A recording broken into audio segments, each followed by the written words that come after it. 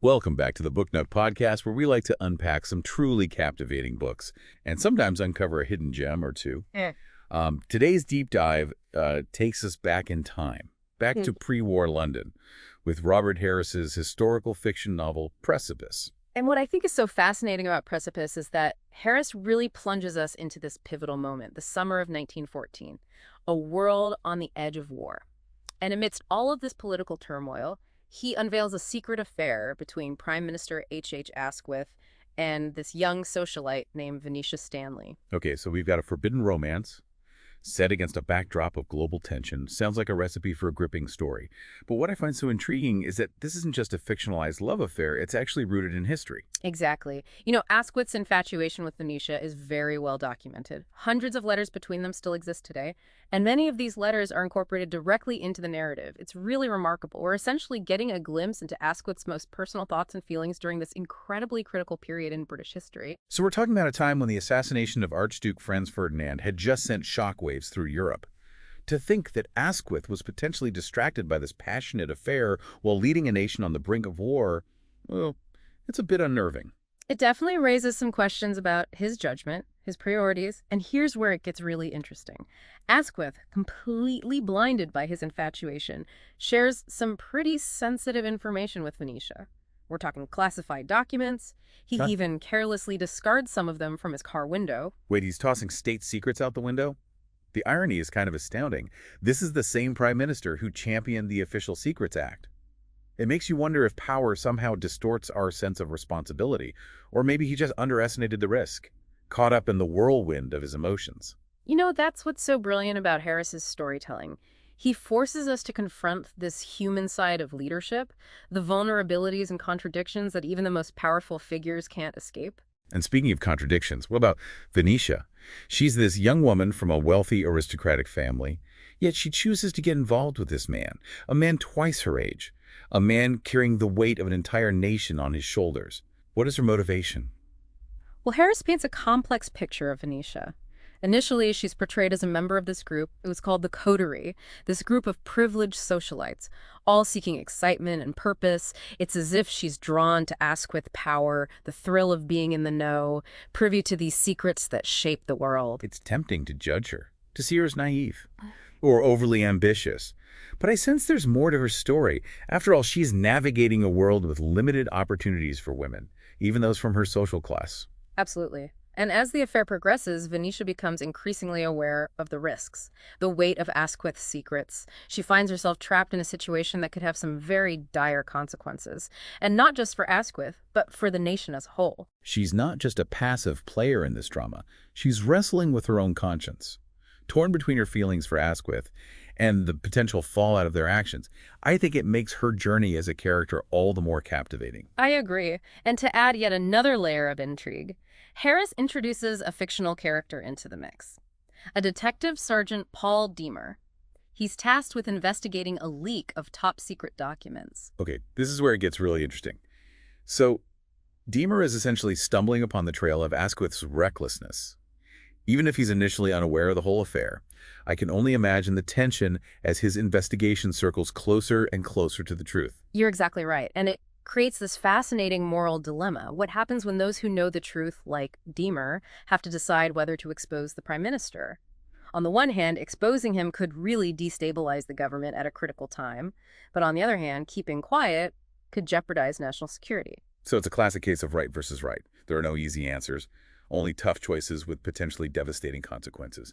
I'm already hooked. And there's so much more to uncover. The book also delves into the personalities of other key figures. Winston Churchill, Lord Kitchener, Sir Edward Grey. It provides this really fascinating glimpse into the inner workings of the British government, like right on the eve of World War I. Before we get into all those historical details, I just want to remind our listeners that if you're enjoying this deep dive into Precipice, please consider subscribing to the Book Nook podcast. And if you're really loving the insights, we love it if you could leave us a review. It really helps other bookworms like yourselves discover the podcast. All right, back to the world of Robert Harris's Precipice. One of the things that struck me is how vividly Harris captures the political landscape of the time. He doesn't just present these historical figures as names in a textbook. He really breathes life into them, reveals their motivations, ambitions, flaws. It sounds like he really did his research, immersed himself in a historical context to create a truly authentic experience for the reader. Oh, absolutely. You can really feel those simmering tensions, that intricate web of alliances, the arms race that was really pushing Europe towards the precipice. And in the midst of all this global turmoil, you have Asquith grappling with his personal desires and the immense responsibility of leading a nation. So it's like this powerful juxtaposition, the grand sweep of history, colliding with the very intimate struggles of individuals. Exactly. And through it all, Harris masterfully builds this tension, leading us towards the inevitable outbreak of World War I. But he keeps us guessing about the role of Asquith's affair. Will it remain a secret? How will it impact his leadership? Did his personal indiscretions actually influence any political decisions? These are the questions that make historical fiction so compelling.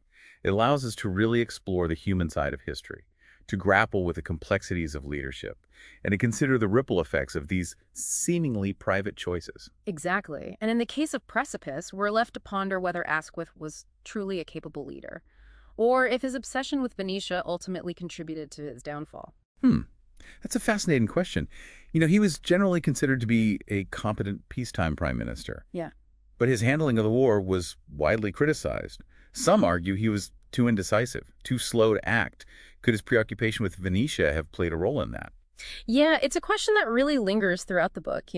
Yeah. Asquith's focus seems to waver. He's prioritizing his time with Venetia over matters of state. We see him writing her letters, like during cabinet meetings, sneaking away for these car rides, even sharing information that he really shouldn't be sharing. Almost as if he's blinded by this affair, unable to really grasp the seriousness of his actions and their potential consequences. And that carelessness, as we talked about before, it extends to those classified documents. It's shocking, really, how casually he disposes of these sensitive materials. Out car windows, left crumpled up in parks. I mean, it's a level of recklessness that seems almost unbelievable for a man in his position. Especially against that backdrop of a world on the brink of war. Espionage was rife. Secrets could easily fall into the wrong hands. It's not just a personal indiscretion at this point. It's a potential national security risk. It is, and the irony is not lost on us, the readers.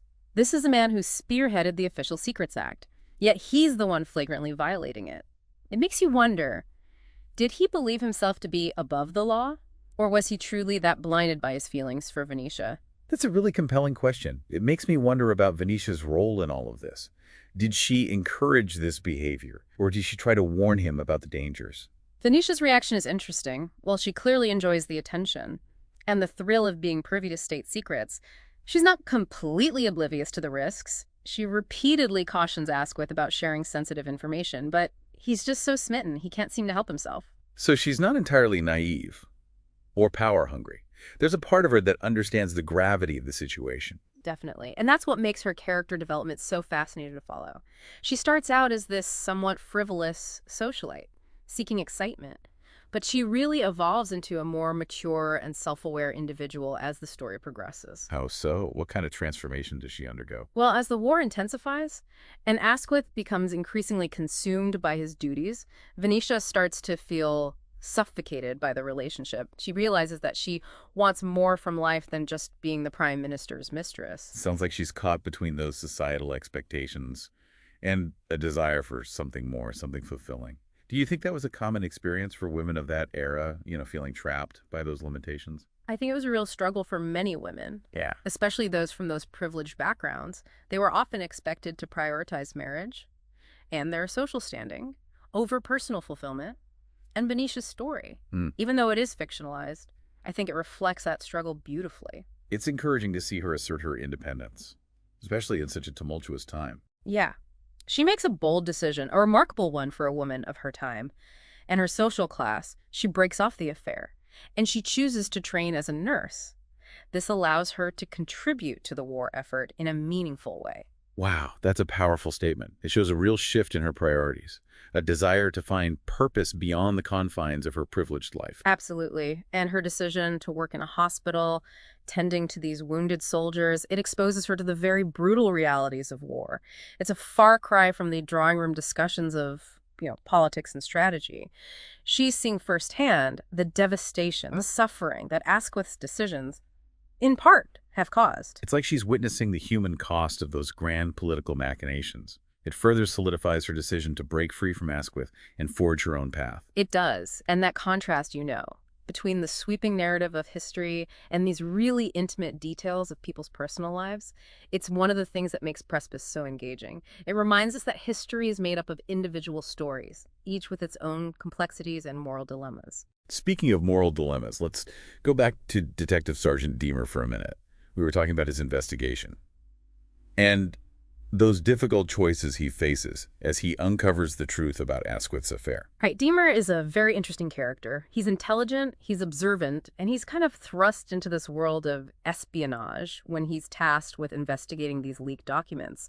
And his investigation isn't just about, catching a criminal. It's about national security. It's about protecting Britain's war efforts. And you mentioned earlier that his investigation sort of gradually reveals the truth about Asquith and Venetia. Did he suspect them from the start, or was it a more unexpected revelation for him? It unfolds organically, like a classic detective story. Each clue leads him closer and closer to the truth. And initially, he's completely unaware of the affair. He's simply following a trail of leaked information, meticulously piecing together this puzzle. But as his investigation progresses, it inevitably leads him to Asquith and Venetia. I bet the tension really builds as he gets closer to that realization. Oh, it does. And that's where that moral dilemma we talked about before really intensifies. Deemer is forced to confront this question. Should he expose the Prime Minister, knowing that it could potentially destabilize the government during this critical time? Or should he protect Asquith's secret, knowing that it could jeopardize national security? It's a real catch-22. There's no easy answer. And each choice carries some pretty significant consequences.